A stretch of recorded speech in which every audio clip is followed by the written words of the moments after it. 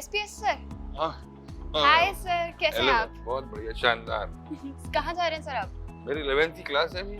11th की, बहुत बढ़िया सर। एक्चुअली ना मेरे पास आपके लिए एक फेवर मांगने को था कि मेरे को आपकी एक क्लास अटेंड करनी है। अरे तो बहुत बड़ी बात है। क्योंकि एक्चुअल में जब से मैंने पढ़ाना शुरू किया है तब से बच्चों को मैं बोलती आई हूँ कि नोट्स परफेक्टली बनाने होते हैं, पर बच्चों की एक प्रॉब्लम होती है कि क्लास के बीच में नोट्स नहीं हो पाते हैं, टाइम नहीं मिलता है समझें, सुने या नोट्स बनाएं। तो ये आपको भी पता है बच्चों की बहुत बड़ी प्रॉब्लम है। तो मैं आज आपकी क्लास में बैठ के बच्चों को सिखाना चाहती हूँ कि किस तरह से नोट्स क्लास के अंदर ही पूरे बना लो ताकि शाम में आप सेल्फ स्टडी कर सके। तो 11th में ही पता चल जाए तो बेटर होता है। ये तो बिल्कुल शानदार बात है। दिस इज समथिंग, भाई नोट्स, सेल्फ मेड नोट्स तो क्लास, अदरवाइज घर का टाइम नोट्स बनाने में आप वेस्ट करोगे तो सेल्फ प्रैक्टिस कब होगी? एग्जैक्टली, स्पेशली जब मैथ्स की बात आती है तो जितनी प्रैक्टिस करे कम। तो ये तो वीडियो सभी के लिए बहुत बेनिफिशियल होगा। डेफिनेटली आइए मैम, है ना। सो आज मैं स्टूडेंट बनने वाली हूँ। थैंकफुली मेरे पास मेरा मल्टी कलर्ड पेन भी है जो मैं हमेशा रिकमेंड करती हूँ नोट्स के लिए, ताकि नोट्स एकदम क्लियर दिखें। सो आज I will be a student and I will attend SPS sir की क्लास 11th क्लास की, ताकि मैं आप लोगों को सिखा सकूँ किस तरह से नोट्स बनाने हैं। So let's go. अरे नहीं, आज मैं एक स्टूडेंट हूँ।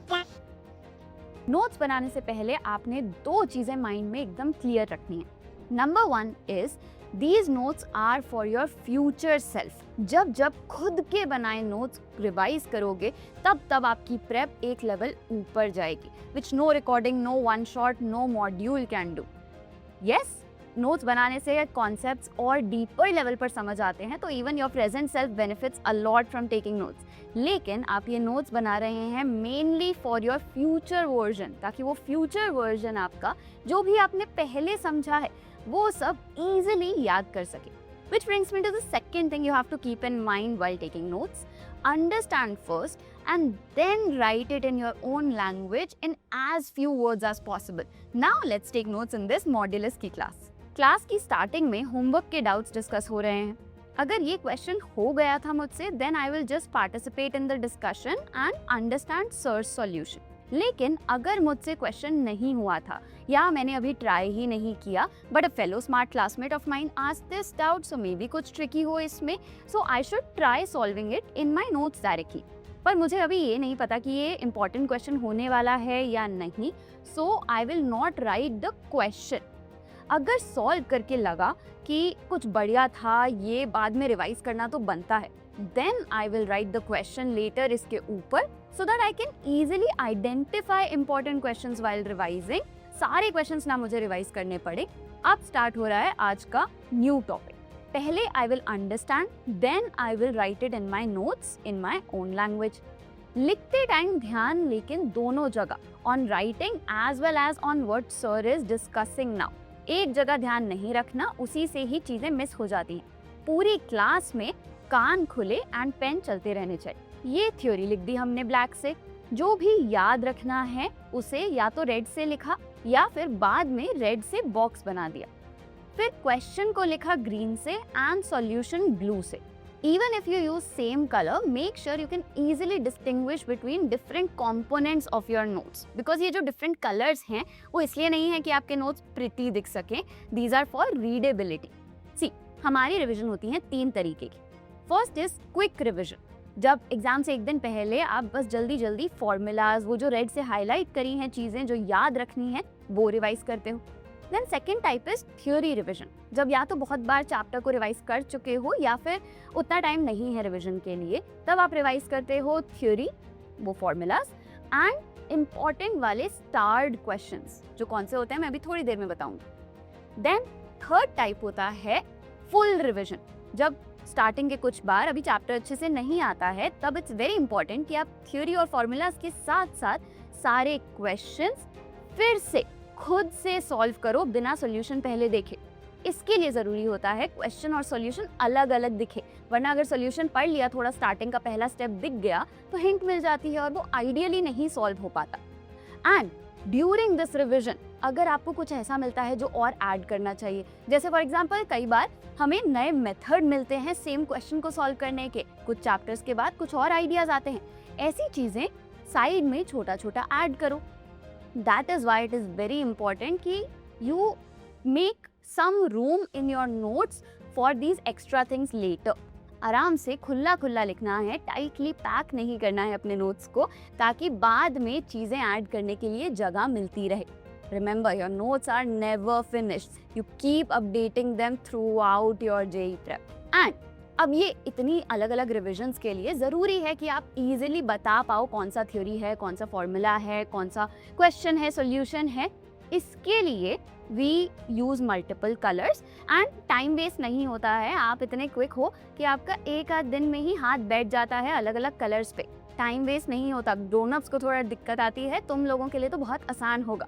But even if you don't want to use multiple colors, make sure your notes are very clean, very neat. Easily आप आराम से बता पा रहे हो अलग अलग चीज़ें, so that actual में रिविजन के टाइम पे ये नोट्स काम आए। Now write the question, जब या तो टीचर खुद क्वेश्चन लिख रहे हो स्क्रीन पे, बोर्ड पे, या अगर ऑलरेडी स्लाइड पे लिखा हुआ है क्वेश्चन तो उसे रीड कर रहे हो। एंड जब भी क्लास में क्वेश्चन हो तब थोड़ा टाइम मिलेगा आपको खुद से सॉल्व करने का, करो ट्राई वहीं पे, फिर टीचर का सॉल्यूशन सुनो, समझो, and if it's different from your solution then खुद से उसे फिर से अपने नोटबुक में करो। एंड अगर आपका आंसर गलत आया देन बहुत ध्यान से अपनी गलती ढूंढो, उसे करेक्ट करो एंड अगली बार के लिए याद रखो। एंड अगर कॉन्फिडेंस ना हो अभी उस टॉपिक में देन पहले पीछे रफ में कर लो सॉल्व, फिर टीचर का सॉल्यूशन सुना, एक बार प्रॉपर सॉल्यूशन पता लग गया, उसे नोट्स में ऐड करो। सबकी स्पीड अलग अलग होती है, तो हो सकता है क्लास में नोट्स बनाने में कुछ मिस हो जाए, लेकिन समझना सब कुछ है, वो मिस नहीं होना चाहिए। एंड जो भी लिखना रह जाए उसके लिए जगह छोड़ दो, फिर वो पूरा करना है या तो क्लास में ही, जब काफ़ी बार किसी और बच्चे के साथ कुछ डिस्कशन चल रही हो उस टाइम पे लिख लिया मेमोरी से। बट हाँ, ये याद रखना है कि डिस्कशन पे भी ध्यान देना है, कुछ इम्पोर्टेंट ना मिस हो जाए। पर तब भी अगर रह जाए, सब कुछ पूरा ना भी कर पाओ, तो क्लास के बाद जो मैंडेटरी रिवीजन करनी होती है अपने पहले 24 घंटे के अंदर, वो उस टाइम पे पूरा कर लो। पर ये मैंडेटरी रिवीजन बच्चे मैंडेटरी है फॉर अ रीज़न। ये आपने करनी ही है, चाहे नोट्स कंप्लीट हुए थे या नहीं हुए थे। पहले 24 घंटे में अगर आप क्लास नहीं रिवाइज करेंगे तो उस लेवल की अंडरस्टैंडिंग नहीं हो पाएगी और याद आधी ही चीज़ें रहेंगी 2 महीने बाद तक। At the end of every chapter leave some pages for important questions. And जब भी उस चैप्टर के क्वेश्चंस करो तब कोई भी अगर ऐसा अलग क्वेश्चन मिले जहाँ पर लगे कि भाई क्या बढ़िया टेक्निक यूज़ हुई है, इसे तो बाद में रिवाइज करना बनता है, उस क्वेश्चन को ऐड कर लो। एंड जब कोई अलग ही लेवल का क्वेश्चन मिले, कोई बहुत ही अमेजिंग टेक्निक वाला मिले, या फिर ऐसा कोई क्वेश्चन हो, ऐसी कोई टेक्निक हो जो बार बार क्वेश्चंस में यूज़ होती दिख रही हो, उस क्वेश्चन के आगे लगा लो एक स्टार।